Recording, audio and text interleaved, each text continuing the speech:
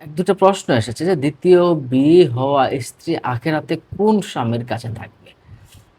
আরেকটা প্রশ্ন হলো যে, মসজিদে বিবাহ পড়ানো কি উত্তম? বিয়েতে কি দফ বাজানো যাবে? ২ টি গুরুত্বপূর্ণ প্রশ্ন। যে মসজিদে বিবাহ পড়ানো মুস্তাহাব একটি আমল।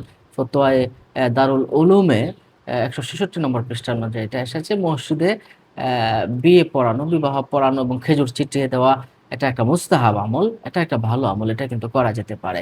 তো বিয়েতে কি দফ বাজানো যাবে কিনা?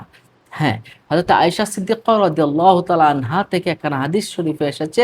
রাসূল সাল্লাল্লাহু আলাইহি সাল্লাম ইরশাদ করেছেন, "তোমরা বিবাহের ঘোষণা দিবে এবং এটা মসজিদে সম্পন্ন করবে এবং দফ বাজাবে।" দফ হলো এরকম একটা বিষয় যেটা একদিকে তবলার মতো একদিকে খোলা থাকবে আরেকদিকে বাড়ি দিলে আওয়াজ করবে। এটা হলো দফ। আর এই বিষয়ে ইবনে মাজাহ শরীফের এবং তিরমিজি শরীফের হাদিস শরীফে রয়েছে। ইবনে মাজাহ শরীফের ১৮২৫ নম্বর হাদিস শরীফে এই বিষয়টা এসেছে যে বিয়েতে দফ বাজানো যাবে। আ এবং মসজিদে বিয়ে পড়ানো উত্তম। এই বিষয়টাও কিন্তু আমরা পেয়েছি।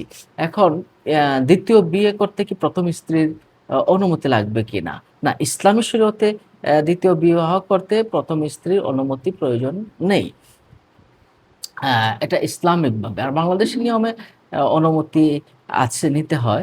কিন্তু ইসলামিক নিয়মে ১ম স্ত্রী যদি অনুমতি নাও নেয়, তাহলে ২য় বিয়ে করলে তার এটা হয়ে যাবে।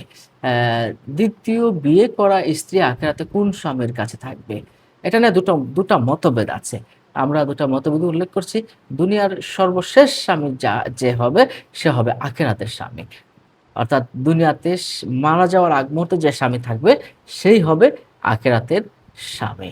আর ২ নাম্বার হলো যে মহিলাদেরকে আল্লাহ পাক রব্বুল আলামিন ইচ্ছা দিয়ে দিবেন।